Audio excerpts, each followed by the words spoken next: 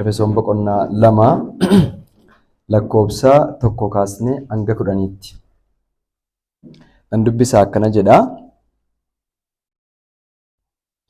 Isin kanaan dura irra daddarbaa keessaniif cubbuu keessaniin karaa hafuuraa duutanii turtan. Yeroo sanatti isin toora biyya lafaa kanaa duukaa buutanii deddeebi'aa aboo qilleensa keessa jiru irratti isa gooftummaa qabuuf abboomamaa turtan. Hafuurichi hamaan amma namoota Waaqayyoof hin abboomamne gidduutti hojjechaa jira. Nus hundumti keenya hawwa foon keenyaa duukaa buunee akka fedha namummaa keenyaa fi yaada keenyaatti warra akkasii gidduu jiraanneerra. Kanarraa kan ka'es akkuma warra kaanii dhalootaan dheekkamsa Waaqayyoo jala gallee turre. Araarri Waaqayyoo garuu baay'ee waan ta'eef jaalala isaa guddaa sanaan nu jaallate. Nu irra daddarbaa keenyaan karaa hafuuraa du'oo taanee utuma jirruu inni warra Kiristoosii wajjin jiraatan nu godhate. Isin ayyaana Waaqayyootiin fayyifamtan. Lakkoobsi 6 karaa Kiristoos Yesuus isuma wajjin du'aa nu kaasee isuma wajjin bantii Waaqaa keessaa iddoo nuuf kennee nu teessises. Inni arjummaa karaa Kiristoos Yesuus nuuf godhe sanaan bara dhufu hundumaattuu baay'ina ayyaana isaatii isa ammas hin jedhamne argisiisuudhaaf kana godhe.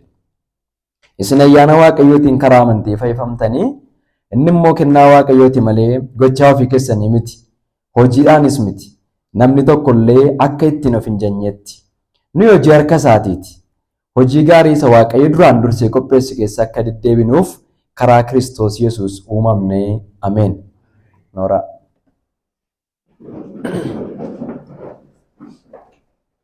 Maqaan Waaqayyoo keenyaa kan eebbifame haa ta'u. Akkuma beeknu iddoo kanatti waliin barachaa kan jirru barumsa ergaa Efesooniidha. Waaqayyo ayyaana isaa baay'isee torbanoota darban obboleessa keenya Yoonii wajjin barachaa turre. Barumsa ergaa Efesoon amma gara kutaa 18ffaa waan akkasiirra jirra. Isa kana keessatti jalqabumarraa kaastanii obboloonni haaraan reefu dhuftanii yoo jiraattanii yuutuubii keenya irra jira gatiteef itti deebitanii akka dhaggeeffattan jenna. Jalqaba irratti seensa macaafa ergaa Efesooniin macaafa kana qo'achuun maaliif akka nu barbaachise seenduubeen waldaa kanaa maal akka inni fakkaatu walii wajjiniin barachaa turreerra. Dabalataan immoo macaafni ergaa Efesoon kun qoodama gurguddaa lama akka inni qabu. Innis boqonnaa 1 kaasee hanga boqonnaa 3tti barsiisa bu'uura waldaa kiristiyaanaa yookiin immoo beezik kiristiyaan doktiriinii kan jedhamu akka inni of keessaa qabu. Boqonnaa 4 kaasee hanga boqonnaa 6tti kan jiru immoo namoonni barsiisa dhugaa sagalee Waaqayyoo kana amananii fudhatan kun immoo jireenya akkamii biyya lafaa kana irratti jiraachuu akka isaan qaban practical life kiristiyaanonni biyya lafaa kana irratti jiraachuu qaban maal akka inni ta'e of keessatti qabataa jenneerra. Kanaaf namni barsiisa sirriituu hin qabaatin jireenya sirrii hin qabu waan ta'eef boqonnaan 3 jalqabarra jiran kun barsiisa bu'uura waldaa kiristiyaanaa akka inni of keessatti qabatudha jechuudha. Gara boqonnaa 1ffaatti gaafa dhufnu boqonnaan 1ffaa kun qoodama garaagaraatiin ilaallee lakkoobsa 1 fi lakkoobsa 2 irratti nagaa gaafachuu Phaawulosii hin qabne maturee baay'ee isaa kaasnee ilaalaa turreerra. Achi keessatti waa'een ergamaadhaa baay'inaan ka'aa tureera. Inni kan biraan lakkoobsa 3 kaasnee hanga lakkoobsa 14tti jecha dheeraa macaafa qulqulluu keenya isa afaan Giriikiitiin barraa'e kan inni ta'e wantoota dhoksaa gurguddaa achi keessatti ilaalaa turreerra. Lakkoobsa 15 kaasnee hanga 23tti illee qoodama 3ffaa ilaalaa turre jechuudha. Gara boqonnaa 2ffaatti gaafa dhufnu torbanoota 2-3 darban kana kan nuyi barachaa turre boqonnaa 2ffaa keenyadha jechuudha. Akkuma obboleessi keenya dubbachaa ture boqonnaan 2ffaa kunis akkuma kana lakkoobsi 1 hanga 10tti gaafa ilaallee qoodama garaagaraa 3 akka inni qabu. Innis boqonnaan 2 kun lakkoobsi 1 hanga lakkoobsi 3 ilmi namaa raawwatee cubbuudhaan manca'uusaa guutummaadhumatti du'aa ta'uusaa raawwatee Waaqayyoon duratti dhimma kan hin baafne ta'uusaa akka inni argisiisu walii wajjiniin barachaa turre jechuudha. Lakkoobsa 4 kaasee hanga lakkoobsa 9tti immoo Waaqayyoo hojii aangoo isaa isa guddaadhaan baay'ina gaarummaa isaatiif baay'ina jaalala isaatiirraa kan ka'e akkamitti nama guutummaatti cubbuudhaan manca'e kana deebisee gara jireenyaatti akka inni fide akkamitti akka Waaqayyo nu fayyise kan nutti argisiisudha. Lakkoobsi 10 irra inni jiru kun immoo Waaqayyo nama guutummaatti cubbuudhaan manca'e kana humna isaa dinqisiisaadhaan gara jireenyaatti kan inni fideef kaayyoon isaa maal akka inni ta'e lakkoobsa 10 irratti kan argannu ta'a jechuudha. Kanaaf lakkoobsa 1 hanga 3 irra kan jiru kana ilmi namaa guutummaatti cubbuudhaan kan manca'e akka inni ta'e sababii cubbuudhaan manca'eef immoo bittaa seexanaa jala kan jiru bittaa fedha foonii jala kan jiru aboo biyya lafaa jala akka inni jiru booji'amaa akka inni ta'e walii wajjiniin ilaalaa turreerraa jechuudha. Kanaaf har'a kan itti fufne ilaallu lakkoofsa 4 irra isa jirudha jechuudha. Lakkoofsa 4 irraa hundumti keenyatti deebinee dubbisna akkana jedha. Araarri Waaqayyoo garuu baay'ee waan ta'eef jaalala isaa isa guddaa sanaan nu jaallate. Lakkoofsa 5 nu irra daddarbaa keenyaan karaa fuuraa du'oo taanee utuma jirru inni warra Kiristoos wajjin jiraatan nu godhate isin ayyaana Waaqayyootiin fayyifamtanii ameen. Lakkoofsa 1-3 irratti Phaawulos waa'ee ilmi namaa guutummaatti cubbuudhaan manca'uu isaa dubbachaa olee dhufe lakkoofsa 4 irra gaafa ga'u garuu jedhe. Iddoo kana irratti akkaataa dubbii isaatii iddoo inni itti geddarudha. Garuu ilmi namaa raawwate cubbuudhaan kan manca'e ta'uyyuu malee, raawwate du'aa ta'uyyuu malee, raawwate Waaqayyoon duratti hojii gaarii tokkoof kan dhimma hin baafne ta'uyyuu malee, garuu araarri Waaqayyoo baay'ee waan ta'eef jaalala isaa isa guddaa sanaan nu jaallatee jedha. Ameen. Kutaa kana irratti Phaawulos xiyyeeffannoo guddaadhaan araarri Waaqayyoo hammam akka guddatu, jaalalli Waaqayyoo karaa ilma isaa ittiin nu jaallate, badhaadhummaan isaa hammam akka inni ta'e iddoo inni itti xiyyeeffannoodhaan asirratti kaasaa jirudha. Sababni isaa torbee barachaa akkuma turre kufaatiin ilma namaa hammam gadi fagoo akka inni ta'e hin beeknu taanaan araarri Waaqayyoo hammam akka ol fagaatus hin beeknu. Namni Waaqayyoo irraa hammam fagoo akka ture hin beeknu taanaan Waaqayyoo ilma isaa fageenya hammamii deemsee gara keenya akka inni fides nu hin galu jechuudha. Hammam kufoo akka taane hin beeknu taanaan hammam akka Waaqayyoon nu kaases nu hin galu. Du'i keenya hammam akka guddatu hin beeknu taanaan jireenyi Waaqayyoo nuu kenne guddaa hammamii akka inni ta'es nu hin galu jechuudha. Kanaaf lakkoofsa 3 irratti hammam manca'u akka nuyi taane, du'oo akkamii akka nuyi taane, namoota akkamii akka nuyi taane nutti mee xumure akka nuyi waan tokkoon falmachuu hin dandeenyeef guutummaatti eenyummaa keenya nutti meekee isin kana yoo taatan iyyuu Waaqayyo garuu araarri isaa baay'eedha. Jaalalli isaas guddaa waan ta'eef namootuma warra guutummaatti mancaane kana nu jaallate. Araara isaa isa baay'ee sanaan, jaalala isaa isa guddaa sanaan nu jaallatee jedha. Macaafa keenya keessaa iddoo garaagaraatti yoo dubbisne kutaa kana duwwaa utuu hin taane macaafni qulqulluun keenya iddoo baay'ee isaatti araarri Waaqayyoo keenya guddaa akka inni ta'e, dhuma kan hin qabne akka inni ta'e ni argina. Macaafa Haaruu Ermiyaas boqonnaa 3 lakkoofsa 22 irratti yoo dubbifanne, Macaafa Haaruu Ermiyaas boqonnaa 3 lakkoofsa 22 akkana jedha. Araarri Waaqayyoo dhuma waan hin qabneef gaarummaa isaarraa kan ka'e badiisa keessaa baraaramne. Araarri isaa ganama ganama hin haareffama, amanamummaan isaas baay'eedha. Ameen. Araarri Waaqayyoo dhuma waan hin qabneef gaarummaa isaarraa kan ka'e badiisa keessaa baraaramne. Iddoo kana irratti ammas araarri Waaqayyoo dhuma kan hin qabne akka inni ta'e. Sababii araarri Waaqayyoo dhuma hin qabneef immoo baay'ina araara isaarraa kan ka'e gaarummaa nutti argisiisuu irraa kan ka'e nuyi badiisa keessaa akka nuyi baraaramne. Kanaaf waa'ee baay'ina araara Waaqayyoodhaa kutaa kana irratti Ermiyaas ni dubbata. Akkuma kanallee Ba'uu boqonnaa 34 lakkoofsa 6 irratti Museen gaafa waa'ee araara Waaqayyoo barreessu Ba'uu 34 lakkoofsa 6 irratti yoo dubbisne akkana jedha. Gooftichi achumaan Musee dura darbee sagalee isaa dhageessisee, ani Waaqayyo Gooftichi Waaqayyo isa ho'a qabeessaa fi isa araara qabeessa. Aariitti suuta jedhaadha, gaarummaan koof amanamummaan koo guddaadha. Ameen. Museetti gaafa dubbatu ani Waaqayyo Gooftichi, Waaqayyo isa akkamiiti? Waaqayyo isa ho'a qabeessa, Waaqayyo isa araara qabeessa.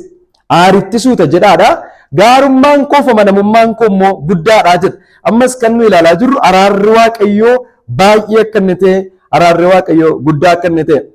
Daballee Naahimiyaan gaafa barreessu Naahimiyaa boqonnaa 9 lakkoofsa 31 irratti, Naahimiyaa boqonnaa 9 lakkoofsa 31 irratti illee waa'ee Waaqayyootiif Naahimiyaan gaafa dubbatu akkana jedha. Ati Waaqayyoo araara qabeessaa fi ho'a qabeessa waan taateef baay'ina araara keetiif jettee isaan balleessuu, isaan gatuu sin dhiiftee jedha. Gatamuu kan isaan oolan, badiisa kan isaan oolaa jiran cubbuun isaanii xinnoo gatii ta'e utuu hin taane, hammi balleessuu isaanii xinnoo gatii ta'e utuu hin taane baay'inni araara Waaqayyoo guddaa waan ta'eef. Araarri Waaqayyoo dhuma waan hin qabneef, araarri kee bal'aa gatii ta'eef ati isaan balleessuu hin dhiifte, isaan gatuu sin dhiifte. sababii maaliitiif ati araara qabeessa ati eewa qabeessa waan taateef jedha. Daawit illee faarfannaa isaa keessatti iddoo baay'eetti deddeebi'ee dubbata isiniin jedheera macaafa keenya kutaa garaagaraa keessaa ilaaluuf jechaadha. Faarfannaa 86 lakkoofsi 15 irratti kutaa sila dubbisne irratti ati garuu yaa gooftaa waaqayyo waa qabeessaa araara qabeessaa aariitti suuta jettaa gaarummaan kee fi amanamummaan kee immoo guddaadha jedha. Naa kutaa kana irratti kan nuyi arginu waaqayyo ilmaan namootaa warra cubbuudhaan mancaan namicha isa raawwatee du'aate namicha isa raawwatee hojii gaarii tokkoof iyyuu dhimma hin baafne namicha isa aboo cubbuu jala jiru namicha isa aboo seexanaa jala jiru namicha isa aboo biyya lafaa jala jiru fedha waaqayyootiif utuu hin taane fedha foon isaatiitiif bitamee isa jiraatu fedha diina waaqayyoo ta'ee isa jiraatu. Kanaaf waaqayyo baay'ina gaarummaa isaarraa kan ka'e araarri isaadhuma waan hin qabneef jaalala akka inni nutti argisiise. Waaqayyo araara qabeessa waan ta'eef jaalalli inni nutti argisiise immoo jaalala akkamiiti jedha. Efesoon boqonnaa 2 lakkoofsi 4 waaqayyo jaalala akkamiitiin nu jaallate jedha. Jaalala isaa isa guddaa sanaan nu jaallate jedha. Maaf jaalala guddaa jedha? Macaafni qulqulluu keenya jaalala waaqayyoo guddaa jedhee ibsa. Jaalala waaqayyoo kanaan macaafni qulqulluun jaalala guddaa kan inni jedhu jaalalichi jaalala ilma ofii kennuuti waan ta'eef. Jaalala diina ofiitiif jaalala warra du'aniif ilma ofii kennuu akka inni ta'e. Sarraa Yohaannis boqonnaa 3 lakkoofsa 1 irratti Yohaannis waa'ee jaalala guddaa kana gaafa dubbatu baay'ee irraan turru gatii ta'eef kutaalee macaafa qulqulluu muraasa dubbifannee darbina. Jaalalli waaqayyo ittiin nu jaallate kun jaalala guddaa akka inni ta'e Yohaannis illee irra deebi'ee nu barreesse. Sarraa Yohaannis 3 lakkoofsa 1 maal jedha? Abbaan jaalala guddaa attamii akka nu argisiise mee ilaala. Jaalala kanaan nu ijoollee waaqayyoo jedhamne hin waamamnaa. Dhugumas nu ijoollee isaatii. Biyyi lafaa immoo waaqayyoon waan hin beekneef nu hin beekuu jedha. Yohaannis maal jechaa jira? Abbaan jaalala guddaa akkamii akka nu argisiise mee ilaala. Abbaan jaalala guddaatiin gaafa nu jaallatu wanti guddaan inni godhe buddeen nuu kennuus miti. Wanti guddaan inni godhe mana nu ijaaruus miti. Biyya lafaa irratti jireenya gaggaarii nuuf kennuus miti. Jaalala guddaa nu jaallachuu isaarraa kan ka'e wanti inni godhe waan tokko duwwaa. Innis maal dabarsee nuuf kennuudha? Ilma isaa tokkicha dabarsee nuuf kennuu isaarraa kan ka'e jaalala guddaa nu argisiisee jedha. Kanaaf waaqayyo warra filatee warra fo'ate kanaaf jaalala guddaa karaan inni ittiin argisiisee ilma isaa kennuudhaan akka inni ta'e. Kanaaf jaalalli kun jaalala guddaa kan inni jedhame jaalala ilma ofii kennuuti waan ta'eef. Jaalala ilma ofii kennuuti. Inni lammaffaan jaalalli kun jaalala guddaa kan inni jedhame jaalala lubbuu ofii kennuuti waan ta'eef. Jaalala lubbuu ofii kennuuti. Wangeela Yohaannis boqonnaa 15 lakkoofsa 13 irratti ammas Yohaannis waa'ee jaalala waaqayyoo kanaa gaafa barreessu yookiin waa'ee jaallachuu isaatii namoota warra kan isaa ta'an jaallachuu isaa gaafa barreessu maal jedha iddoo kanarraa? Wangeela Yohaannis boqonnaa 15 lakkoofsa 13. Namni tokko firoota isaatiif jireenya isaa dabarsee kennuurra kan caalu jaalala guddaa qabaachuu hin danda'u. Dhumni jaalalaa of kennuudha jechuudha. Kanaaf waan baay'ee gochaa ture raaf Yesuus bartoota isaatiif biyya lafaarra gaafa ture. Saatii isaan beelaanii buddeen iddoo bitatan dhabanitti buddeena baay'isee raafi. Inni horkama jedhamee isa yaadamu immoo maasii namaatti gorsiises wajjin asheetii nyaateera. Saatii isaanii asheetii kajeelanitti yeroo isaan beelaanitti wajjin goree iddootti seerri of qulqulleessuu raawwatame nyaata nyaatamutti illee Yesuusituu harka isaanii niqatin bartoonni isaas harka isaanii niqatin yeroo itti nyaatan waan baay'ee gochaa fi tureera biyya lafaarratti. Garuu deemee dhufee jireenya isaa biyya lafaarraa xumuruudhaaf gaafa jedhu namni tokko fira isaatiif lubbuu isaa kennuurra kan caalu jaalala guddaa argisiisuu hin danda'u. Anamma kan hin deemaa jiruuf garuu jaalala guddaa isinitti argisiisuuf. Maal gochuudhaan lubbuu koo isinii kennuudha. Warra kamiif? Hoolota isaatiif, firoota isaa warra ta'aniif lubbuu koo dabarsee kennuudhaan jaalala guddaa akka inni argisiisu. Kanaaf iyyuu Efesoon boqonnaa 2 lakkoofsa 4 jaalala guddaa nu jaallate inni jechaa jiru kun tokko jaalala waaqayyo ilma isaa nuu kenne akka inni ta'e, inni lammaffaan immoo jaalala Yesuus Kiristoos ittiin lubbuu isaa nuu kenne akka inni ta'e. Jaalala inni ittiin lubbuu isaa nuu kenne akka inni ta'e.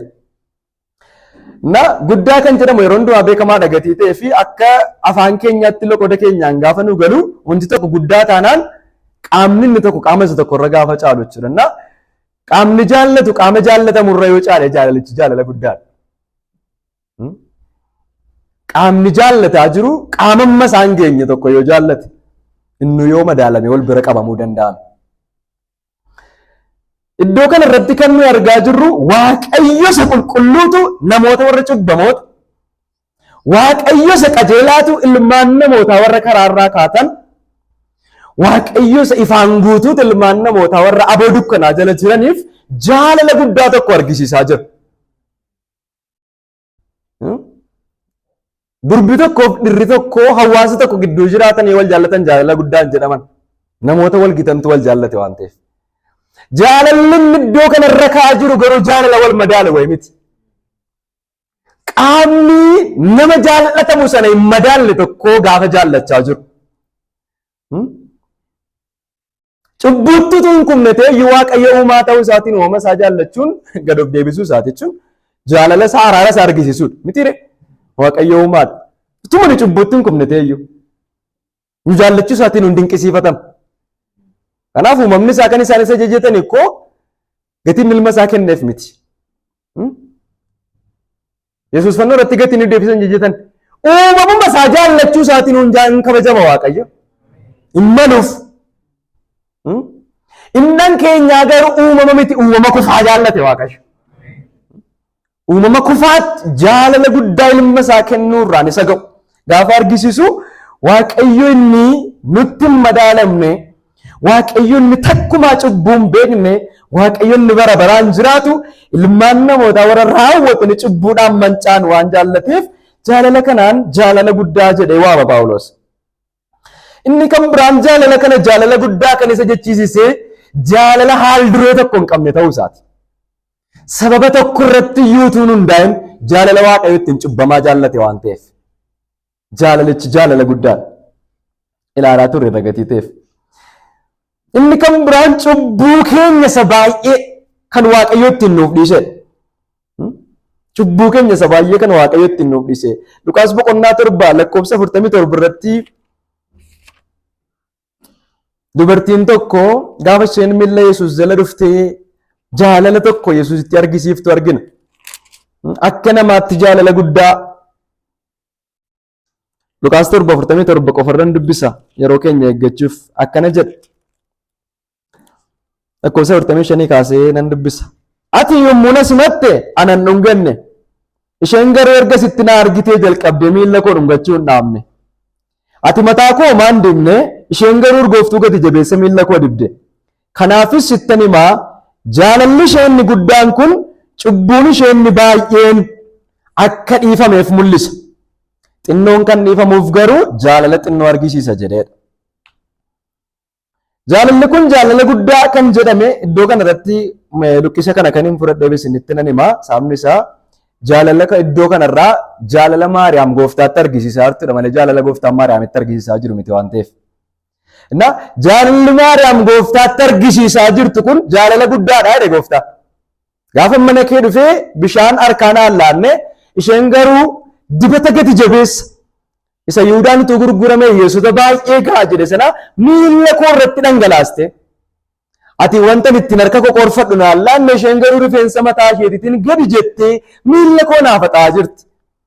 Maaliif jettee immoo dinqisiifatin jaalalli guddaan isheen argisiisaa jirtu kun cubbuun isheen baay'een dhiifamuu ishee argisiisa.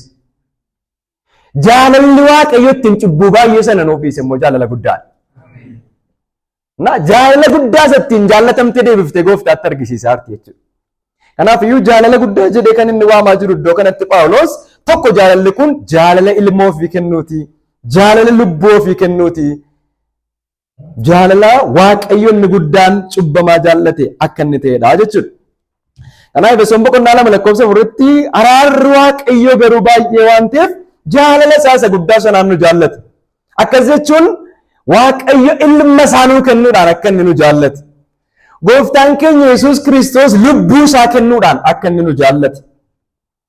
Namoota isa madaalan immoo utuu hin taane warra isa hin madaalletti akka inni gadi jedhe. Gad akka inni of deebise. salphina guddaa salphachuudhaan jaalalaan nu jaallate akka inni ta'e. Kanaaf Phaawulos jaalala guddaadhaan nu jaallatee jedha. Egaa kutaa kana irratti gaafa arginu lakkoofsa tokko kaasnee amma sadiitti dubbifannee lakkoofsa afur irratti dhufnee jaalala Waaqayyoo nutti argisiisu gaafa laallu sababni tokkichi Waaqayyo nama cubbamaatti jaalala argisiise jaalala waan ta'eef qofa. Ameen. Isin galaara lakkoofsa tokko hanga sadiitti barachaa turre torbee irraa ilmi namaa inni kufe nama akkamii akka inni ta'e. Sababiin tokkichi Waaqayyo nama amma kana manceetti jaalala argisiisu waan tokko duwwaa jaalala waan ta'eef araara qabeessa waan ta'eef qofa. Ameen. Araara qabeessa ta'uu isaarraa kan ka'e qofa jaalala Waaqayyoon biraan oolfedha. Malee lakkoofsa tokko hanga sadii irratti gaafa ilaalle namootaaf gara Waaqayyoo dhaquudhaaf fedha hin qabne namoota hin barbaannes akka nuyi taane garboota kajeellaa fedha foon keenyaa akka nuyi turre sababoota baay'ee kaasneerra Waaqayyo sababa ittiin jaallate jaalala nutti argisiisu tokko illee kan hin qabne. Kanaaf jaalalli kun jaalala eenyummaa Waaqayyoo qofarraa maddee akka inni ta'e jaalala gaaffee.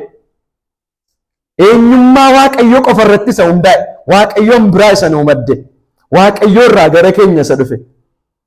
Jaalala nuyi isaaf qabnurraa kan ka'e otoo hin taane akkasumatti nama isa jaallachuu hin dandeenye Waaqayyo jaallachuu isaatiin jaalala inni nutti argisiise akka inni ta'e.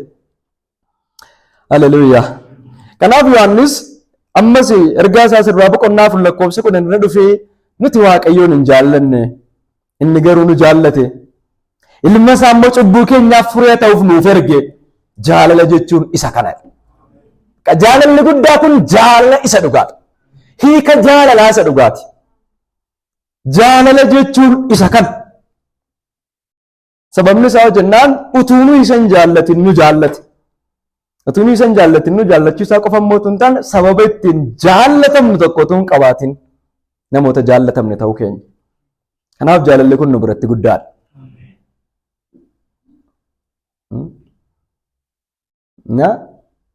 Yeroo baay'ee isa arraba keenyaan dubbannu fakkeenyaaf nuyi waan tokko gaafa dinqisiifannu takkaama waan akkasina gammachiisu argee hin beeku jennee boris immoo waan biraa arginaa takkaama waan akkasina dinqoo'ee argee hin beeknu boris waan biraa arginaa inuma jechaa oolla nuyi na riferaansii guyyaa guyyaatiin jenna nuyi.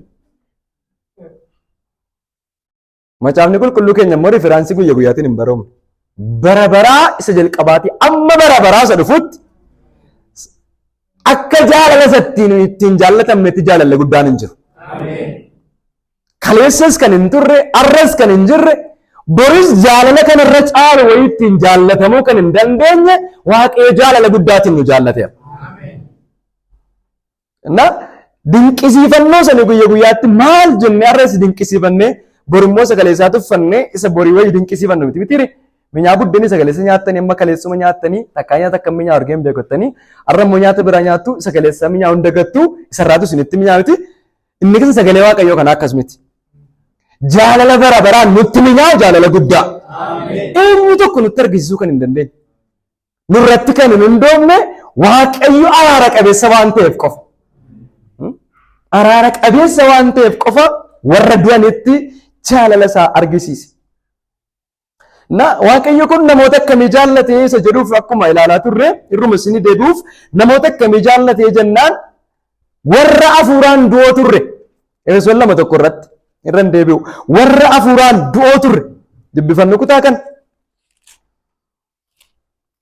du'i keenya amma akka guddatu hin beeknu taanaan jaalalli kun nuun galuu jenneerra isin kanaan dura irra daddarbaa keessaniif cubbuu keessaniin karaa hafuuraa duutanii turtan. Kanaaf lakkoofsa irratti nu jaallatee inni Phaawulos jechaa jirru kun namoota akkamii nu jaallatee jennaan hafuuraan warra du'oo turre. Inni lammaffaan namoota akkamii jaallate kan jedhuuf ilmaan warra hin abboomamne warra turre. Children of disobedience warra taane. Ilmaan warra hin abboomamne taane warra turre akka Waaqayyo nu jaallate. Lakkoofsa 2-3 irratti. Namoota akkamii nu jaallate kan jedhuuf ilmaan dheekkamsaa warra turre. Dheekkamsa Waaqayyoo jalatti warra dhalanne. Dheekkamsa Waaqayyoo jalatti warra guddanne. Waaqayyo jaalala kana nutti hin argisiifne utuu ta'e dheekkamsuma Waaqayyoo jalattis bara baraan qabamne kan turru. Waaqayyo garuu jaalala guddaa kana nu jaallate. dheekkamsa kana jalaa ofii isaatiin fure. Kanaaf namoonni Waaqayyo jaalalatti argisiisaa ture itti argisiise kun ilmaan dheekkamsa. Dhalootuma keenyaan dheekkamsa Waaqayyo jala warra galle. Lakkoofsa 3 irratti nus hundumti keenya hawwa foon keenyaa duukaa buune akka fedha namummaa keenyaaf yaada keenyaatti warra akkasii gidduu jiraanneerraa. Kanarraa kan keessa akkuma warra kaanii dhalootaan dheekkamsa Waaqayyo jala gallee turree jedha. Fooyyee waan qabnuuf namoota achitti hafan irra waan caalluuf jaallatamneen jedha. Akkuma isaanii dhalootaan dheekkamsa Waaqayyo jala gallee turre. Waaqayyo garuu araara qabeessa waan ta'eef. Inni kan biraan namoota kamiinuu jaallate akka toora biyya lafaa kanaatti deddeebi'aa warra turre. Akka toora biyya lafaa kanaatti deddeebi'aa warra turre. Jaalala biyya lafaatiif abboomamaa warra turre. Fedha keenya guutuu biyya lafaatiif ergamaa warra turre. Akka toora biyya lafaa kanaatti malee akka toora dubbii Waaqayyootti warra deddeebi'an hin turre nuti. Roomee irratti gaafa barreessu immoo Phaawulos fagaannee warra turre iyyuu jedha. Waaqayyoo irraa fagaannee warra turre. Fedha isaarraas jaalala isaa gochuurraas dubbii isaatiif abboomamuurraa fagaannee warra turre. Gaafa Waaqayyoo irraa fagaannu garuu akka toora kamitti jiraachaa turre akka toora biyya lafaa kanaatti deddeebi'aa warra turre. Araara qabeessa waan ta'eef garuu jaalala isaa isa guddaadhaan nu jaallate. Kan biraanoon seexanaaf garaa keenya guutuu abboomaa warra turre. Hinuma dadhabe malee ani immaa seexana kanaaf hojjechuun barbaadu namoota jechaa turan miti. Na gadhiisuu dide malee al tokko biiroo wayii tokkotti qacaramtanii kiliraansii isinii kennuu danii eeyyamas isinii kennuu danii nuuffaawwanti isin keessa teessa wayii jiranii hin barbaaddan iddoo biraa otoo hojjettanii hin barbaaddu garuu biiroocheetu isin gadhiisuuti. Seexanaan al tokko akkas goone yaanna waan inni seexanni nu gadhiisuu barbaade nummoo wayii didaama teenye wayii tokko. Fedha keenya guutuu seexanaaf illee warra abboomaa turan. Gooftummaan isaanitti tole. Leenjisaa keenya nuyi ta'uun isaanitti tole. Jaallannee warra wajjin jiraachaa ture. Ifichinni nu furu gaafa dhufellee ificha caalaa dukkanitti warra jaallan. Jaallatanii gara ifaatti warra ba'an illee utuu hin taane warra ificha baqatanii dukkana agarsiifatan akka turre. Seexanaaf garaa keenya guutuu namoota abboomaa warra turre. Inni garuu araara qabeessa waan ta'eef jaalala isaa isa guddaadhaan nu jaallate. Akka fedha foon keenyaatti deddeebi'aa warra turre. Fedha foon keenyaa gammachiisuuf namoota jiraataa turan turre. Waaqayyo garuu araara qabeessa waan ta'eef jaalala isaa isa guddaa sadaan nu jaallate. Kanaaf jaalalli Waaqayyo ittiin nu jaallate kun guddaadha. Araarri isaas baay'eedha. Isa kana galateeffachaa jiraannaa jechuudha yeroo hundumaa. Raawwannee du'oota ta'uu keenya totally deprived akka taane hin beeknu taanaan raawwannee akka mancaan hin beeknu taanaan jaalalli Waaqayyo nutti argisiise hammam guddaa akka inni ta'e hin beeknu jechuudha. Garuu Waaqayyo jaalala isaa isa guddaa sanaan nu jaallate. Erga jaalala guddaa sanaan nu jaallate immoo maal nu godhe? Jaalala guddaa isa ittiin nu jaallate sanaan maal nuuf godhe? Lakkoofsa 5 kaasnee isa kana ilaallaa jechuudha. Waaqayyo jaalala guddaa kanaan nu jaallatee dhiise qofa miti. Jaalala guddaatiin sababii nu jaallateef Kiristoosii wajjin warra jiraatan nu godhate. Lakkoofsa 5 irratti Kiristoosii wajjin warra jiraatan nu godhate. Maal jedha lakkoofsa 5? Nuyi irra daddarbaa keenyaan karaa hafuuraa du'oo taane utuma jirru inni warra Kiristoosii wajjin jiraatan nu godhate. Isin ayyaana Waaqayyootiin fayyifamtan. Jaalalli isaa guddaa waan ta'eef araara qabeessa waan ta'eef Waaqayyo utuma nuyi du'oo taanee jirru nu jaallate jedha. Ilaala yeroo itti Waaqayyo nu jaallachuu jalqabe kun erga fayyinee miti. Erga nuyi du'aa taanee miti. Du'oo taanee utuma nuyi jirru inni garuu jaalala isaa isa guddaa sanaan nu jaallate. Nu jaallachuun isaa garuu du'a sana keessa akka nuyi turruuf miti gatii ta'eef nuti irra daddarbaa keenyaan hafuuraan du'oo taanee utuma jirru inni warra Kiristoosii wajjin jiraatan nu godhate. Kuikendaasena. Kuikendi nu godhee jedha. Kuikendi nu godhee jechuun jireenya nuu kennedha. Du'oota warra turre sababii cubbuu keenyaaf sababii irra daddarbaa keenyaatiif lakkoofsa tokko irratti akkuma bar'ee namoota sababii cubbuu keenyaaf irra daddarbaa keenyaaf duunee turre Waaqayyo Kiristoosii wajjin jiraatu akka nuyi taanuuf jireenya nuu kennuusaa kuikend akka inni nu godhe warra du'an keessaa akka inni nu kaase ilma isaa wajjinis jiraatoo nu taasisee jedha. Inni kun maal nutti argisiisaa jennaan Waaqayyoo Kiristoos wajjin du'a keessaa nu kaasuusaa nutti argisiisaa jechuudha. Resuscitationii miti jechuudha, resurrectionidha. Mitiire nama dhukkubsataa fakkeenyaaf dhukkubsatee baay'ee gaafa dhukkubitti cimu resuscitate gootu.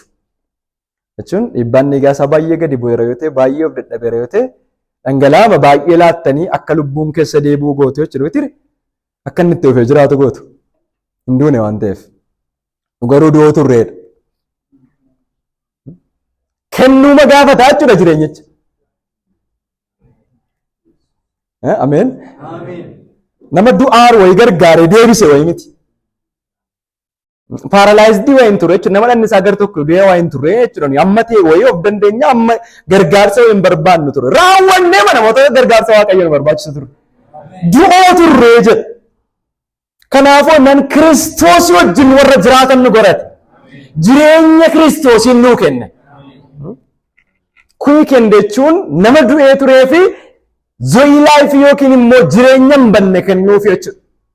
Nama du'ee tureef jireenya hin banne kennanii du'a keessaa kaasu jechuudha. Kanaaf Waaqayyoo utuma nuyi hafuuraan du'oo taanee jirru jaalala isaa isa guddaa sanaan nu jaallate Kiristoos wajjin warra jiraatan nu taasise. Nu warra duunee turreef jireenya kenne. Qolaasiyas boqonnaa 2:11-14 yoo dubbifanne illee kutaa kana nu cimsuu arganna. Qolaasiyas boqonnaa 2:11-14. Isinis immoo isumaan dhagna qabamtaniittu. Dhagna qabaan keessan garuu isa harkaan hojjetame utuu hin ta'in isa Kiristoos dhagna qabuu isaatiin namummaa foonii guutummaa isaa balleesseedha. Cuuphaadhaan Kiristoos wajjin awwaalamtanii hojii aangoo Waaqayyoo laala. Hojii aangoo Waaqayyoo isa warra du'an keessaa isa kaasetti amanuu keessaniin isinis immoo isa wajjin du'aa kaafamtaniittu. Isinis irra daddarbaa keessaniif dhagna qabaa dhabuu foon keessaniif hafuuraan du'oo yoo taatan iyyuu Waaqayyo akkasiin Kiristoos wajjin jiraatoo taatan godheera. Eenyutu akkas isin gochaa jira? Waaqayyo matuu Kiristoos wajjin akkas jiraattan isin gochaa jira. Du'oo turtan kanaafuu jireenya isinii kenne. Irra daddarbaa keenya hundumaas nuuf dhiiseera jedha. Waaqayyoof galanna ta'u. Kanaaf Kiristoos wajjin jiraatoo nu taasisu inni jedhu kun du'a keessaa gara jireenyaatti karaa Kiristoos nu dabarsuusaa kan argisiisudha jechuudha. Duunee warra turre du'a keessaa gara jireenyaatti nu dabarsuusaa gararraa irratti ilaalaa turre waan ta'eef aboo dukkanaa jala warra turre aboo dukkanaa jalaa gara mootummaa ilma isaa isa jaallatamaatti nu dabarsuusaa. Aangoo seexanaa jalaa gara ifa ilma isaatti nu dabarsuusaa kan nutti argisiisudha jechuudha. Kanaaf iyyuu Kiristoos wajjin jiraatoo nu godhee jechuun kanaan dura eenyu wajjin jiraataa turre inni jedhu gaaffiidha jechuudha. Waaqayyoota amma Kiristoos wajjin akka jiraattan godheennaan dura wajjin jiraachaa ture. Wajjin gossaan qabu mitiire beekamaadha. Ofii keenya wajjin seexanaa wajjin biyya lafaa wajjin jiraachaa ture. Ammoo jennaan Waaqayyoo Kiristoos wajjin akkasin jiraattan godhe. Waaqayyo yoo godhe malee namni ofii isaatiin danda'e Kiristoos wajjin hin jiraatu jechuudha. Tattaaffii isaatiin fedha gaarii qabaatee miira gaarii wayii qabaatee jajjabaatee wayii namni ga'umsa ofii isaatiin Kiristoos wajjin jiraataan ta'a. Waaqayyoodhumatu Kiristoos wajjin jiraatoo isin taasise. Callisee wayii iddoo wayiitii fuudhee iddoo wayiitti nu finne jechuudha Waaqayyo. Iddoo turre qabnaa amma lafatti nu fidaa jiru kanatti nu fiduudhaaf Waaqayyo humna isaa isatti ilma isaa warra du'an keessaa kaasee fayyadame Waaqayyo. Kanaaf hojii aangoo isaa isa inni ittiin ilma isaa warra du'an keessaa kaaseenidha. Waaqayyo Kiristoos wajjin jiraatoo kan inni nu godhe maal fayyadameetii jennaan? Lallaba tokko lallaba addaa wayii kan fayyadame hin qabu yookiin immoo kaka'umsa miira keenya irratti waan hojjete kan biraan godhu hojii aangoo isaa isattiin ilma isaa warra du'an keessaa kaaseen du'a keessaa gara jireenyaatti aboo dukkanaa jalaa gara ifa dinqisiisaatti aangoo seexanaa jalaa gara mootummaa ilma isaatiitti nu dabarse. Kanaaf Kiristoos wajjin jiraatoo nu taasisee jedhe lakkoofsa 5 irratti isa barreessu kana lakkoofsa 6 irratti dhufee ibsee jira. Hiikee ibsee jira. Lakkoofsa 5 irratti Kiristoos wajjin jiraatoo nu taasisee jedhe lakkoofsa 6 irratti immoo Kiristoos wajjin jiraatoo ta'uu jechuun kun maal jechuu akka inni ta'e lakkoofsa 6 irratti hiikee jira. Isa ilaalla. Kiristoos wajjin warra jiraatan nu godhatan ni jedhu kun isa jalqabaa irratti maal jedhaa? Karaa Kiristoos Yesuus isumaa wajjin du'aa nu kaasee, isumaa wajjin bantii Waaqaa keessaa iddoo nuuf kennee nu teessises jedha. Ameen. Maal godhee jedhaa?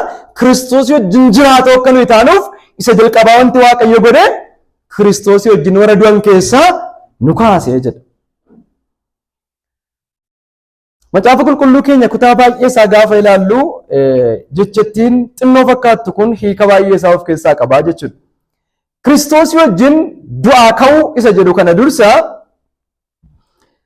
Kiristoos wajjin utuu hin ka'in nuyi kanaan dura qaama jala jiraachaa turre wayii qabna. Akkuma ammas ni kaasaa ture.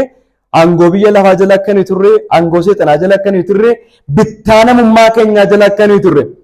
Kanaaf wanti Waaqayyo gochuu qabu inni jalqabaa Kiristoos wajjin du'aa nu kaasuu isaa kan dursu wanta kam duraa nuyi duratti garbataan jalaa nu ajjeesuudha jechuudha. Waaqayyo qaama kan biraa jalaa nu ajjeese amma immoo ilma isaatii wajjin du'aa nu kaafataa jedha. Isa jalaa nu furuu barbaade sana jalaa, isa jalaa nu ajjeesuu barbaade sana jalaa nu ajjeese amma immoo ilma isaatii wajjin warra du'an keessaa nu kaasee jedha. Kanaaf macaafa qulqulluu keenya keessaa kutaa 3 duwwaa fudhanne yoo ilaalle Galaatiyaa boqonnaa 6 lakkoofsa 15 irratti, Galaatiyaa 6 lakkoofsa 15 irratti karaa fannifamuudhaa biyya lafaa jala lakkoofsa 14-15. Ani garuu fannoo gooftaa keenya Yesuus Kiristoos isa ittiin biyyi lafaa anarraa fannifame, anis biyya lafaa jalaa fannifame sanaan malee waan biraatiin of jajuun matumaa naaf hin ta'u. Kanaaf maal jedhaa? Isa ittiin biyyi lafaa anarraa fannifame, anis biyya lafaa jalaa turre jechuudha. Gooftaa eenyu ture jechuudha iddoo kanatti. Biyya lafaa turretti gooftaa ture jechuudha. Fedha biyya lafaa turretti gooftaa ture jechuudha. Hawwii biyya lafaa keessaa bahu turretti gooftaa ture jechuudha. Kanaafuu karaa fannifamuu Yesuus Kiristoosiin isa kana jalaa nan fannifame jedha. Biyya lafaa jalaa akka ni fannifamne akka ni duune. Roomaa boqonnaa 6 lakkoofsa 2 irratti, Roomaa boqonnaa 6 lakkoofsa 2 irratti maal jedha? Roomaan 6 lakkoofsi 2 eenyu jalaa duutan jedha? Kun matumaan ta'u nuyi warri cubbuu jalaa duune si'achi attamitti cubbuu jalaa jiraannare? Maal jalaa duune? Akka jechuun eetu nurratti gooftaa ture jechuudha. Cubbuun nurratti gooftaa akka inni ture, gooftummaa akka inni nurratti qabu, nu ergachaa akka inni ture. Kanaaf biyya lafaa jalaa akka inni duune, cubbuu jalaa akka inni duune, Qolaasiyas boqonnaa 2 lakkoofsa 20 irratti immoo seexana jalaallee akka inni duune. Qolaasiyas boqonnaa 2 lakkoofsa 20. Maal jedhaa? Namni baasee dubbisuu danda'a. Kiristoos wajjin taatanii hafuurota bantii Waaqaa keessaa biyya lafaa kana irratti humna qabu jedhamanii sodaataman jalaa erga duutanii immoo, erga maal taatanii? Erga duutanii immoo maaliif akka waan ammayyuu kan biyya lafaa taataniitti jiraat ture? Maaliif sirrata isaanii jala of galchi ture? Amma laala maaliif inni tuqaa kana dubbachaa jira? Amma gaafa ka'aa jirru wanti nuyi ka'aa jirruuf waan baay'eeti jiraachuuf miti. Ameen. Warreen kaan jalaa du'aa jirraa qaama ta'e tokkoof immoo jiraachuuf du'aa ka'aa jira. Waaqayyoof Kiristoosiif jiraachuudhaaf du'aa ka'aa jira. Garuu maal jalaa du'aa jirraa jedhaa? Biyya lafaa jalaa akka duune, cubbuu jalaa akka duune, seexanaaf akka duune, seexana jalaa duutanitti waan taataniif ammayyuu akka waan kan biyya lafaa taatanitti maaliif jiraatu ture jedha. Kanaaf karaa fannifamuu gooftaa keenya Yesuus Kiristoos amantiidhaan isatti dabalamne. Kana jechuun du'i Yesuus Kiristoos du'aa jiru du'a bakka bu'umsaa ta'uu isaa amanne. Mitiire Kiristoos wajjin duutanii, Kiristoos wajjin du'aa kaatan gaafa jedhu du'a bakka bu'umsaa Yesuus Kiristoositti amanuu keenyaanidha jechuudha. Mitiire akkuma yeroo darbe waa'ee hattoonni amantii irratti ilaalaa turre gooftaan keenya Yesuus Kiristoos qaama hin beekamne tokkoof hin duune jenneera. Namni cubbuu isaa baateef, namni aarsaa ta'eef, namni qalamaafii jiru, namni furee ta'aafii jiru beekamaadha. Abbaanis beekaa, warra beeku kan ammoo kenneeraafi inni hoolota kootiin lubbuu koo kennaa jedhee. Kanaaf Yesuus qaama bakka bu'ee du'aa jiru sana beekaa. Amantiidhaan Yesuus nu bakka bu'ee akka du'e gaafa fudhannu garuu du'i Yesuus du'e eenyu ta'e nu lakkaa'amedha. Du'a keenya akka inni ta'e Yesuus du'a keenya akka inni du'e. Fannoo keenya akka inni baate. Du'a keenya akka inni du'e. Gatii cubbuu keenya akka inni kaffale. Du'a bakka bu'umsaa Yesuus Kiristoositti amanuudhaan. Kanaafidha Qolaasaayis boqonnaa 2:2 irratti cuuphaadhaan Kiristoosii wajjin awwaalamtanii hojii aangoo Waaqayyo isa warra du'an keessaa isa kaasetti amanuu keessaniin jedha. Isatti amanuu keessaniin isinis immoo isa wajjin du'aa kaafamtaniittuu jedha. Maal ta'uu keessaniin? Amanuu keessaniin isinis immoo isa wajjin du'aa kaafamtaniittuu jedha. Kanaafiyyuu Kiristoosii wajjin gaafa duunu biyya lafaa jalaa, cubbuu jalaa, seexana jalaa, aboo kana hundumaa jalaa gaafa duunu Waaqayyo humnumattiin Kiristoosiin kaase sanaan immoo nus warra du'an keessaa akka inni nu kaase Kiristoosuma wajjin jiraatoo akka inni nu godhe macaafni qulqulluu keenya nutti dubbata. Baay'ee irraan turru Roomaa boqonnaa 6 qofa dubbisnee darbine. Roomaa boqonnaa 6 lakkoofsa 1 kaase. Egaa ayyaanni Waaqayyoo akka baay'atuuf cubbuutti jiraachuu itti fufna jennaare. Hin jenna. Jechatti kana yoo baqanne iyyuu jireenya keenyaan gochaan oolla garuu. Nitire. Ayyaanni Waaqayyoo akka baay'atuuf cubbuutti jiraachuu itti fufna jennaare. Kun matumaa hin ta'u. Ni warri cubbuu jalaa duune si'achi attamitti cubbuu jalaa jiraannare. Yookiis ni warri Kiristoos Yesuusitti dabalamuudhaaf cuuphamne du'a isaattis isatti dabalamuudhaaf akka cuuphamne wallaaltaniire. Nuyi cuuphamuudhaan du'a isaatti isatti dabalamne isa wajjin awwaalamneerra. Kiristoos humna abbaa isa ulfina qabeessaan warra du'an keessaa akkuma kaafame nus immoo jireenya haaraattiin jiraannaa jedha. Ameen. Kanaaf Waaqayyoo humnuma isattiin Kiristoosiin warra du'an keessaa kaaseen nus warra du'an keessaa akka inni nu kaase amma jireenya haaraa Kiristoosii wajjin akka jiraannu akka inni nu godhe macaafni qulqulluu keenya nutti dubbata jechuudha. Itti fufee maal jedhaa? Efesoon boqonnaa 2 lakkoofsa 6 Kiristoosii wajjin du'aa nu kaasee jedha. Isuma wajjin immoo bantii Waaqaa keessaa iddoo nuuf kenne nu teessisee. Kana jechuun qaama sadan Waaqoo tokkotti dabalamnee tarree teenyedha. Abbaanas ta'ee, ilmas ta'ee, Firool qulqulluunas ta'ee, immoo arfaffaa galleedha. Akkam? Boosii mootii moo'itaane teenyedha achi. Moo maal jechuu isaati? Bantii Waaqaa keessaa isa jedhu kanaa Efesoon boqonnaa 1 lakkoofsa 3 irratti ilaalleerra. Warri jalqabaa kaastanii turtan. Bantii Waaqaa keessaa isa jedhu kanaa irra deddeebineen dubbannu gatii ta'ee fi Efesoon boqonnaa 1 lakkoofsa 3 irratti illee Waaqayyoo bantii Waaqaa keessa waan jiruun eebbaa hafuuraa hundumaan akka inni nu eebbise gaafa ilaalaa turre bantii Waaqaa inni jedhu kun samii ishee kana jechuu akka inni hin taane garuu bittaaf bulchiinsi Waaqayyoo raawwate kan keessatti mo'e. Bittaaf bulchiinsi Waaqayyoo raawwate kan keessatti mo'e iddoo isa dhugaa iddoo badhaadhummaaf dhaalli keenya itti nuuf eegamee jiru sana iddoo ulfinaan guute iddoo ulfinni Waaqayyoo guutee jiru sana akka inni ta'e baay'ee isaa ilaallee turreerraa jechuudha. Kanaaf iyyuu bantii Waaqaa keessaa iddoo nuuf kenne macaafni qulqulluu keenya kan jedhu bittaa mootummaa isaa keessaa bulchiinsa isaa keessaa iddoo nuuf kennuu isaa raawwatee lafa mootummaan isaa irratti mo'e sana iddoo ulfinni isaa guutee jiru sana iddoo badhaadhummaan ulfina isaatii guutee jiru sana keessaa iddoo nuuf kennuu isaa kan argisiisudha malee tarree qaama sadan Waaqayyo tokko taa'uu keenya kan argisiisu miti jechuudha. Sababni isaa kutaalee macaafa qulqulluu keenya keessaa Qolaasaayis boqonnaa 3 lakkoofsa 1 kutaa sila dubbifanne illee itti dabaltanii dubbifachuu dandeessu. Isa kanarratti yeroon fudhadhu nuti eessise gaafa jedhu nutis qaamota sadan Waaqayyo tokkotti dabalamne tarree teenya jechuu akka hin taane yooma jala murree qabanne gaariidha. Nu rakkiste waan ta'eef booddee.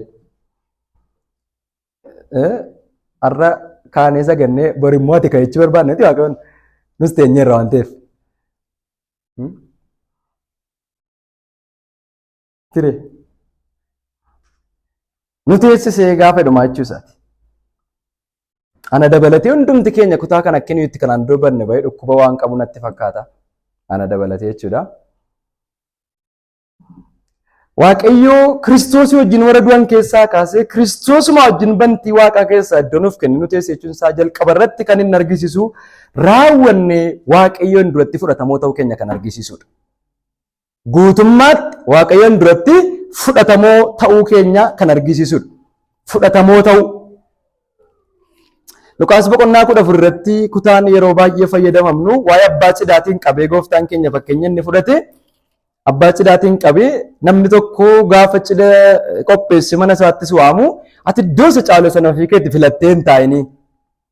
Abbaan cidhaa sun keessummaa sirra wayyu qaba taanaan iddoo kana namaaf hin qopheesse iddoo kanaa naa ka'e yoo inni siin jedhe fuula abbaa cidhaattis fuula keessummootaattis leeyyaadattee iddoo isa gadii teessaa jedhe. Ati garuu iddoo gadii teessaa abbaan cidhaa ofii isaatiin ati keessummaa koodha. Isan waamee dhagatiteef iddoo kanaa ka'e kottu jedhee iddoo isa caalu sana yoo inni sii kenne fuula warra cidha dhufanittis fuula abbaa cidhaattis gammadaa ulfinaan teessaa. Dhimmi iddoo kana taa'uudhaa dhimma abbaa cidhaa biratti fudhatama argachuuti jechuudha. Ameen. Asseeftaansiidha. Dhimma barcuma dhaabbatanii taa'uu otoo hin taane dhimma fudhatama argachuuti. Ameen. Malee mammaattuu macaafa keessaa nama gubbaa sana dhaqee taa'in argitan mitire hundumti isaanii addaan gombifamanii isaanii sagaduu argitu malee yeroo margatanii hin ta'an. Taa'uu isa marcuma dhaabbatanii taa'uudha taanaan gubbaatti waaqeffannaa mataa irra galfiidha. Ameen. Faarfachuu mataa irra galfiidha. Miilla walichaatti kufuu ta'a irra galfiidha. Saatii damee furguutuun mooda. Yoom taa'u? Gooftaan barcuma nu dhaabee miitingii akkasitti qabaannu wayii hin qabnu jechuudha samiitti. Maal ta'uu isaatiire nu teessise gaajjira asseeftii akka inni nu godhe. Karaa ilma isaa fudhatamoo akka inni nu taasise. Kanaan dura du'oo turre, kanaan dura aboo dukkanaa jala turre, aboo seexanaa jala turre, amma garuu aboo sana hundumaa jalaa nu baasee ilma isaa wajjin du'aa nu kaasee fuula isaa irratti immoo fudhatamoo akka inni nu godhe. Kanaaf fudhatamummaa keenya kan argisiisudha jechuudha. Raawwannee Waaqayyoon duratti fudhatamoo ta'uu keenya. Efesoon boqonnaa 1 lakkoofsa 6 irratti isa ilaallee turre jechuudha. Karaa Kiristoosiin Waaqayyoon duratti fudhatama argachuu keenya kan argisiisudha. Inni kan biraan nuti eegsise inni jedhu kun beekamtiin nuti karaa Kiristoosiin Waaqayyoon biratti arganne amanamaaf kan hin shakkamne ta'uu isaati. Amanamaadhaaf kan hin shakkamne ta'uu isaati. Abdii amanamaa ta'uu isaati. Sirraa Pheexroos boqonnaa 1 irratti lakkoofsa 4 irratti isa barreeffamee jiru sana jechuudha. Abdiin moofamne, abdiin shakkamne. Kanaaf beekamtiin nuyi karaa Kiristoosiin Waaqayyoon biratti qabnu amanamaa. Bara baraaf fudhatamoo ta'uu keenya argisiisuudhaaf nu teessisee jedha.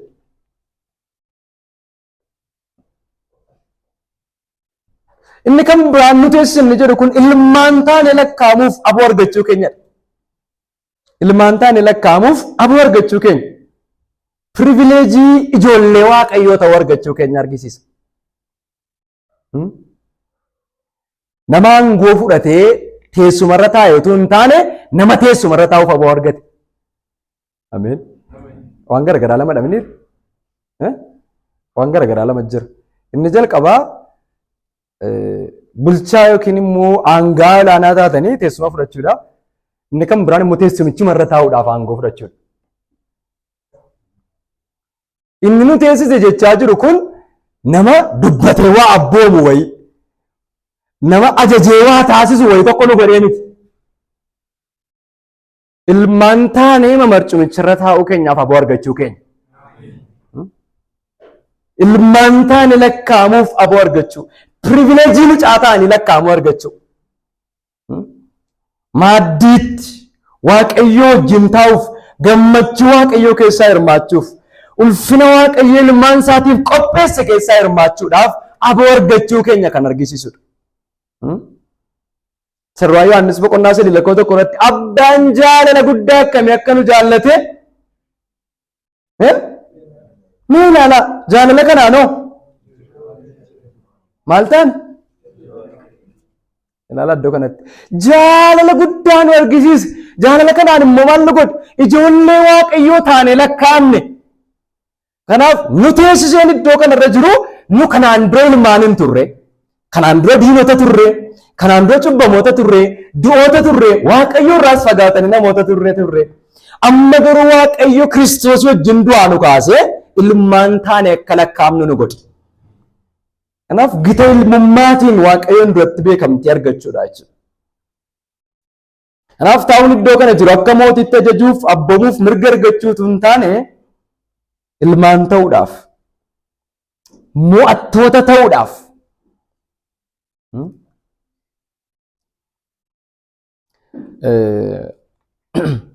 Macaafa qulqulluu keenya keessatti mootii jedhamee kan dubbatameef Kiristoosuma namitire.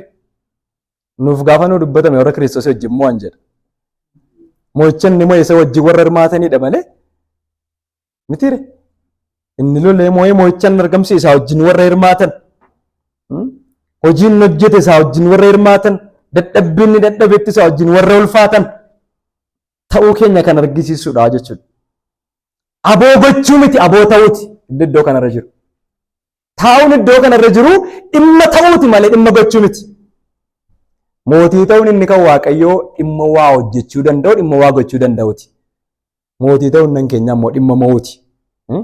Nama mo'u ta'u, biyya lafaa nama mo'u ta'u, cubbuu nama mo'u ta'u, fedha foonii guutummaatti nama mo'u ta'u malee nama dhabne irratti mo'uu hin qabu.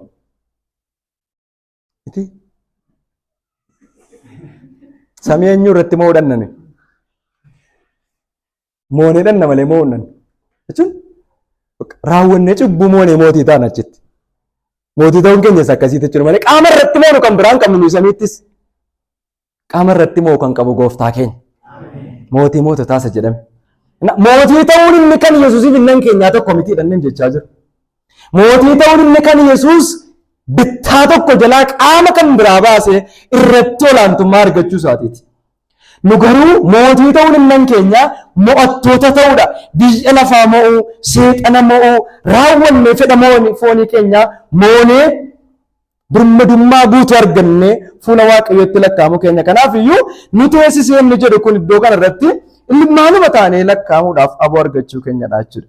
Inni kan biraan abbaa wajjin, ilmaa wajjin, hafuura qulqulluu wajjin tokkummaa dhugaa qabaachuutti dhufu. Akkasuma iyyuu obboloota nurra dhufanii maatii ta'anii fi obboloota nu booddeedhaan gara maatii Waaqayyootti dabalamanii wajjinis tokko ta'uu, tokkummaa qabaachuu argisiisa. Ameen. Nuti eesseen iddoo kanarraa maal argisiisa jennee abbaa wajjin, ilmaa wajjin, hafuura qulqulluu wajjin tokkummaa dhugaa qabaachuutti dhufuudha. Amantoota warra nu dura maatii Waaqayyootti dabalamanii wajjin akkuma kana immoo warra nu booddeedhaan dhufaa jiran wajjinis tokko ta'uu keenya kan argisiisudha jechuudha. Sirraa Yohaannis boqonnaa 1:1-3 irratti. Karaa Kiristoosiin fiixaan ba'umsa argachuudha. Karaa Kiristoosiin fiixaan ba'umsa argachuudha. Ibroota boqonnaa 1:3 irratti kan argame. Inni ittaan karaa Kiristoosiin gara boqonnaaf gara sanbata Waaqayyoo isa dhugaatti dhufuu keenya argisiisa. Aara galfii Waaqayyoo isa dhugaatti dhufuu keenya. Dadhabbii keenya, dhamaatii keenya hundumaarraa gara boqonnaa Waaqayyootti, gara aara galfii Waaqayyootti dhufuu keenya argisiisa. Malee Waaqayyo teessoo irra taa'ee nus teessoo irra teenyee Waaqayyo xixinnoo wayii taane jechuu keenya miti. Nama akka Waaqayyootti aangoo qabu taane jechuu keenya miti. Nama Waaqayyoo wajjin gateetti wal qixxeeffate wayii taane jechuu keenya miti. Garuu miilla Waaqayyootti kufuuf warra aboo argatan, boqonnaa Waaqayyoo keessa jiraachuuf warra aboo argatan, ilmaan ta'anii lakkaa'amuuf warra aboo argatan ta'uu keenya kan argisiisudha. Kanaaf iyyuu pozishinii nuyi karaa Kiristoosiin Waaqayyoon duratti qabnudha jechuudha. Beekamtiin karaa Kiristoosiin Waaqayyoon duratti qabnu kan argisiisudha jechuudha. Egaa Waaqayyo warra du'an keessaa nu kaasee ilma isaa wajjin iddoo nuuf kenne kan nu teesse maaliif? Boosii akka taanuufi akka of tuulluufi jennaani lakkoo torba irratti lakki kanaan miti jedha. Maaliif jennaan bara kanattis bara dhufu hundumaattis baay'ina ayyaana isaatiis ammas hin jedhamne sana akka inni mul'atu barbaadeedha. Maaliif kana godhe Waaqayyo? Nama du'aa ture maaliif du'aa kaasee ilma isaa wajjin maaf du'aa kaasee bantii Waaqaa keessaa iddoo kenne beekamtii maaliif kenneef ofii isaa irratti fudhatamoo maaliif isaan taasisee jennaan baay'ina ayyaana isaatii isa galateeffamaa san akka inni mul'atu barbaadee jedha. Isa kana dubbifanne xumurra. Efesoon 2:7 dubbifannee xumurra.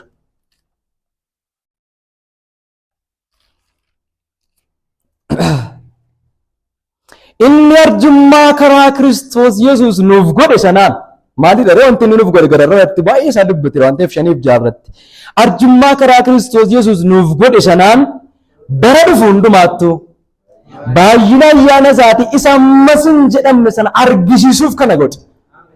Ayyaanni isaa ammam akka guddatu barana duwwaadhaan bara dhufu hundumaattu hamma bara baraatti baay'ina ayyaana isaatii isa ammas hin jedhamne sana argisiisuudhaaf kana godhe.